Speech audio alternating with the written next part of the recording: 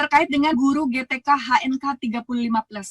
Saya ingin Pak Menteri bisa mengeluarkan kebijakan affirmative action yang dapat mengakomodir aspirasi para guru GTK HNK 35+ ini tanpa melanggar undang-undang yang berlaku, tapi tentu dengan memperhatikan kompetensi, pengalaman, dan pengabdian kerja yang sudah mereka lalui, yang sudah mereka miliki. Dan tentunya ini semua orang jadinya happy. GTK HNK 35+.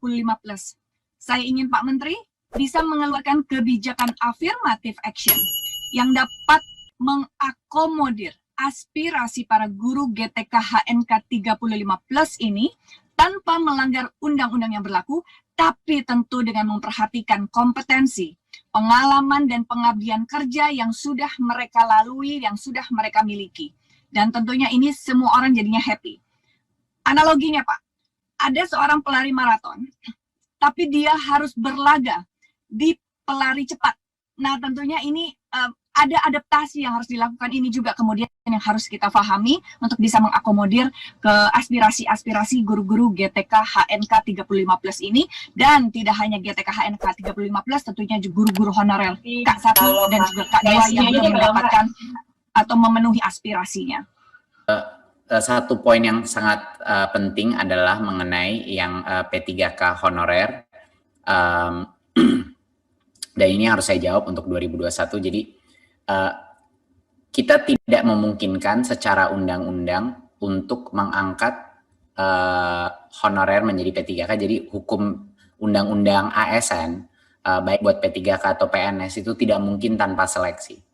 Jadi itu adalah ketentuan undang-undang yang harus kita patuhi, dan juga kalau itu dilakukan tanpa seleksi, itu juga bukan hanya melanggar undang-undang, tapi juga melanggar etika kita kepada para murid-murid.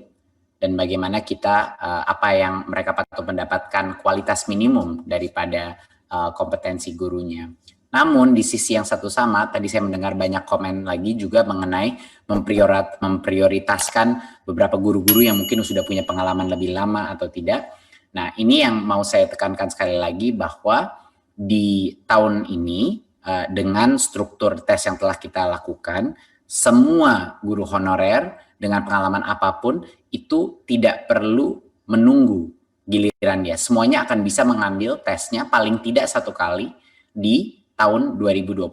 Jadi semuanya bisa punya kesempatan yang sama. Jadinya semuanya kalau lulus sama tes itu dengan standar minimum tersebut, dengan threshold minimum tersebut, akan bisa diangkat menjadi P3K. Dan ini bukan hanya kita memberikan tes lalu membiarkan saja, lalu membiarkan hukum alam mengambil alih. Di sini perbedaannya adalah 2 hal yang fundamental. Kita memberikan kesempatan sampai dengan 3 kali untuk para honorer untuk mencoba lagi. Dan bukan hanya itu, kami memberikan modul-modul pembelajaran mandiri yang bisa dilakukan guru-guru untuk mencapai tingkat kompetensi minimum tersebut agar dia bisa lulus dari tes tersebut. Jadinya kunci dari ini bukan kompetensinya, kunci dari untuk lulus tes ini adalah kemauan para guru honorer untuk mempelajari materi dan kompetensi yang harus dia kuasai.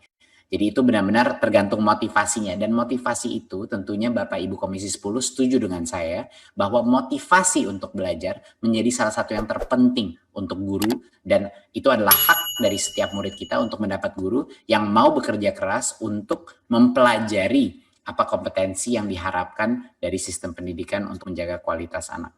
Jadinya ini sistemnya sangat demokratis, tidak perlu antrean lagi. Bisa beberapa kali mengambil, kalau tidak di 2021, di 2022 bisa sampai dengan 3 kali bisa mengambil tes ini, dan juga disediakan modul-modul pembelajaran untuk belajar secara mandiri, untuk membantu semua guru untuk mencapai level minimum tersebut. Ini bukan level yang maksimum atau yang ideal, ini adalah tes ini adalah level minimum yang kita harapkan dari guru-guru kita untuk menjadi ASN, dan tentunya sesuai undang-undang tidak mungkin tidak tes seleksi. Undang-undang memandatkan kita untuk mengadakan tes seleksi.